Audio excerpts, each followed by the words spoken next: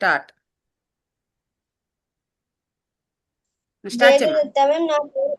జయగురుత్తమం నా పేరు డి కార్తిక్. నేను 6వ తరగతి చదువుతున్నాను. మా అమ్మగారి పేరు డి అపర్ణ, మా నాన్నగారి పేరు డి సురేష్. నేను ఇప్పుడు చెప్పబోయేది థర్డ్ అధ్యాయం, మాడ్యూల్ 3.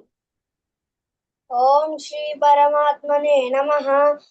అథ తృతీయోऽధ్యాయः, कर्मयोगः. अर्जुन उवाच ध्यायसि चेत् कर्मणस्ते मता बुद्धिर्जनार्दन, तत्किं कर्मणि घोरे मां नियोजयसि केशव. व्यामिश्रेणेव वाक्येन बुद्धिं मोहयसीव मे, तदेकं वद निश्चित्य येन श्रेयोऽहमाप्नुयाम्. श्रीभगवानुवाच लोकेऽस्मिन् द्विविधा निष्ठा पुरा प्रोक्ता मया नघ, ज्ञानयोगेन साङ्ख्यानां कर्मयोगेन योगिनां. न कर्मणामणारम्भात् नैष्कर्म्यं पुरुषोऽश्नुते, न च सन्न्यसनादेव सिद्धिं समधिगच्छति. न हि कश्चित् क्षणमपि जातु तिष्ठत्य कर्मकृत, कार्यते ह्यवशः कर्म सर्वः प्रकृतिजैर्गुणैः. कर्मेन्द्रियाणि संयम्य य आस्ते मनसा स्मरन् इन्द्रियार्थान् विमूढात्मा मिथ्याचारः स उच्यते. यस्त्विन्द्रियाणि मनसा नियम्यारभतेऽर्जुन, कर्मेन्द्रियैः कर्मयोगम् असक्तः स विशिष्यते. नियतं कुरु कर्म त्वं कर्म ध्यायो ह्यकर्मणः, शरीरयात्रापि च ते न प्रसिद्ध्येद कर्मणः. यज्ञार्थात् कर्मणोऽन्यत्र लोकोऽयं कर्मबन्धनः, तदर्थं कर्म कौन्तेय मुक्तसङ्गः समाचर. सह यज्ञाः प्रजा सृष्ट्वा पुरोवाच प्रजापतिः, अनेन प्रसविष्यध्वम् एषवोऽस्त्विष्टकामधुक्. देवान् भावयतानेन ते देवा भावयन्तु वः, परस्परं भावयन्तः श्रेयः परमवाप्स्यथ. इष्टान् भोगान् हि वो देवाः दास्यन्ते यज्ञभाविताः, तैर्दत्तान् प्रदायेभ्यः यो भुङ्क्तेस्तेन एव सः. यज्ञशिष्टाशिनः सन्तः मुच्यन्ते तेऽपि कर्मभिः, చెప్పు.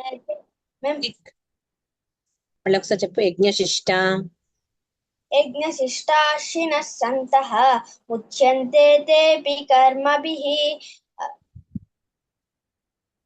मुच्यन्ते सर्वकिल्बिषैः मुच्यन्ते सर्वकिल्बिषैः. भुञ्जते ते त्वकं पापाः ये पचन्त्यात्मकारणात्, अन्नात् भवन्ति भूतानि पर्जन्यादन्न सम्भवः. यज्ञात् भवति पर्जन्यः, यज्ञः कर्म समुद्भवः. कर्म ब्रह्मोद्भवं विद्धि ब्रह्माक्षरसमुद्भवम्, तस्मात् सर्वगतं ब्रह्म नित्यं यज्ञे प्रतिष्ठितम्. एवं प्रवर्तितं चक्रं नानुवर्तयति हयः, अघायुरिन्द्रियारामः मोघं पार्थ स जीवति. यस्त्वात्मरतिरेव स्यात् आत्मतृप्तश्च मानवः, आत्मन्येव च सन्तुष्टः तस्य कार्यं न विद्यते. नैव तस्य कृतेनार्थः न कृतेनेह कश्चन, यचास्य सर्वभूतेषु कश्चिदर्थव्यपाश्रयः. तस्मादसक्तः सततं कार्यं कर्म समाचर, असक्तो ह्याचरन् कर्म परमाप्नोति पूरुषः. कर्मणैव हि संसिद्धिम् आस्थिता जनकादयः, लोकसङ्ग्रहमेवापि सम्पश्यन् कर्तुमर्हसि. यद्यदाचरति श्रेष्ठः तत्तदेवेतरो जनः स यत्प्रमाणं कुरुते लोकस्तदनुवर्तते न मे पार्थास्ति कर्तव्यं त्रिषु लोकेषु किञ्चन नानवाप्तमवाप्तव्यं वर्त एव च कर्मणि यदि ह्यहं न वर्तेय जातु कर्मण्यतन्द्रितः मम वर्त्मानुवर्तन्ते मनुष्याः पार्थ सर्वशः उत्सीदेयुरिमे लोकाः न कुर्यां कर्म चेदहं शङ्करस्य च कर्ता स्याम् उपहन्यामि माः प्रजाः सक्ताः कर्मण्य विद्वांसः यथा कुर्वन्ति भारत कुर्याद्विद्वांसथा सक्तः चिकीर्षुर्लोकसङ्ग्रहं न बुद्धिभेदं जनयेत् अज्ञानां कर्मसङ्गिनां जोषयेत् सर्वकर्माणि विद्वान् युक्तः समाचरन् अप्रकृतेः क्रियमाणानि गुणैः कर्माणि सर्वशः अहङ्कारविमूढात्मा कर्ताहमिति मन्यते तत्त्ववित्तु महाबाहो गुणकर्मविभागयोः गुणा गुणेषु वर्तन्ते इति मत्वा न सज्जते प्रकृतेर्गुणसम्मूढाः सज्जन्ते गुणकर्मसु तान् कृत्स्नविदो मन्दान् कृत्स्नविन्न विचालयेत् मयि सर्वाणि कर्माणि सन्न्यस्याध्यात्मचेतसा निराशी निर्ममो भूत्वा युध्यस्व विगतज्वरः एमे मतमिदं नित्यम् अनुतिष्ठन्ति मानवाः श्रद्धावन्तो न सूयन्तः मुच्यन्ते तेऽपि कर्मभिः एत्वेतदभ्यसूयन्तः नानुतिष्ठन्ति मे मतम् सर्वज्ञानविमूढांस्तान् विद्धि नष्टान् चेतसः सदृशं चेष्टते स्वस्याः प्रकृतेर्ज्ञानवानपि प्रकृतिं यान्ति भूतानि निग्रहः किं करिष्यति इन्द्रियस्येन्द्रियस्यार्थे रागद्वेषौ व्यवस्थितौ तयोर्नवशमागच्छेत् तौ ह्यस्य परिपन्थिनौ श्रेयान् स्वधर्मो विगुणः परधर्मात् स्वनुष्ठितात् स्वधर्मे निधनं श्रेयः परधर्मो भयावहः अर्जुन उवाच अथ केन प्रयुक्तोऽयं पापं चरति पूरुषः अनिच्छन्नपि वार्ष्णेय बलादिव नियोजितः श्रीभगवानुवाच कर्म काम एष क्रोध एषः रजोगुणसमुद्भवः महाशनो महापात्मा विद्येनमिह वैरिणं धूमेनाव्रियते वह्निः यथादर्शो मलेन च यतोल्बेनावृतो गर्भः तथा तेनेदमावृतम् आवृतं ज्ञानमेतेन ज्ञानिनो नित्यवैरिणा कामरूपेण कौन्तेय दुष्पूरेणानलेन च दुष्पूरेणानलेन च इन्द्रियाणि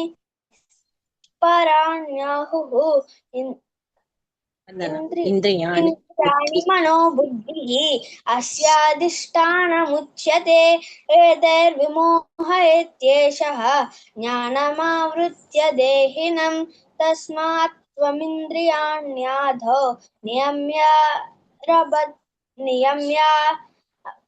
भरतर्षभ पात्मानं प्रजहिह्येनं ज्ञानविज्ञाननाशनम् इन्द्रियाणि पराण्याहुः इन्द्रियेभ्यः परं मनः मनस्तस्तु परा बुद्धिः यो बुद्धेः परतस्तु सः एवं बुद्धेः परं भूत्वा संस्तभ्यात्मानमात्मना जहि शत्रुं महाबाहो कामरूपं दुरासदम् ॐ तत्सदिति శ్రీమద్భగవద్గీతాసు ఉపనిషత్సు బ్రహ్మ విద్యాయాం యోగశాస్త్రే శ్రీకృష్ణార్జున సంవాదే కర్మయోగో నామ తృతీయోధ్యాయః. జై గురుదత్తమ. 13 బాగా చెప్పాను ఈరోజు బాగా చెప్పాను. 13th శ్లోకంలోని నువ్వు ముచ్యంతే సర్వకిల్బిషైకి 31 శ్లోకం ఉంటుంది కదా, ఆ శ్లోకంలో తేపి కర్మభిః చెప్తున్నావు, అదొకటి చూసుకో. నెక్స్ట్ మహాప్రాణాలు చూసుకోవాలమ్మా. కొన్ని మహాప్రాణాలు చెప్తున్నావు, కొన్ని మహాప్రాణాలు చెప్పట్ల. 21 లోని యద్యదా చరతి శ్రేష్ఠ అది వదిలేసావు, తేలిగ్గా పలికేస్తున్నావు, అది చూసుకో.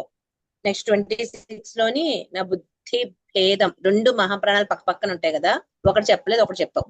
బుద్ధి భేదానికి మానేసావు, బుద్ధికి చెప్పావు, అవి చూసుకో. నెక్స్ట్ 35, 36 ఒకసారి చెప్పా. శ్రేయాన్ స్వధర్మో విగుణః చెప్పండి.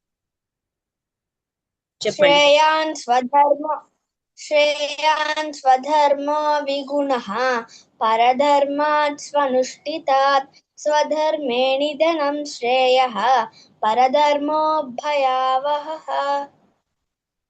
36 చెప్పు. అర్జున ఉవాచ అత కేన ప్రయుక్తోయం పాపం చ పాపం చరతి పురుషః అనిచ్చన్నపి వార్ష్ణేయ బలాదివ నియోజితః.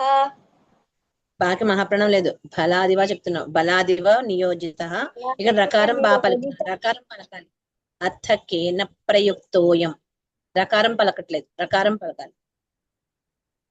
నెక్స్ట్ చూడు 38 లో చూడు 38 థర్డ్ పదము ఎథోల్ భేకి మహాప్రాణం లేదు, అక్కడ భేకి మహాప్రాణం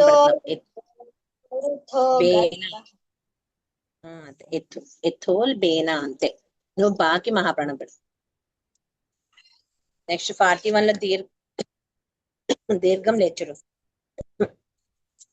తస్మాత్ త్వమింద్రియాణ్యాదో నియమ్య అంటున్నావు, నియమ్య భరతర్షభ అంతే. అది నియమ్య చెప్తున్నావు, నియమ్య మాకు దీర్ఘం లేదు, దీర్ఘం పెడుతున్నావు, అదొకటి చూసుకోవాలి. మిగతా అన్ని బాగా చెప్పు. ఈసారి చెప్పేటప్పుడు మహాప్రాణాలు ఇంకా మంచిగా చెప్పాలి. ఓకేనా? బాగా చెప్పా, వెరీ గుడ్. జై గురుదత్తం.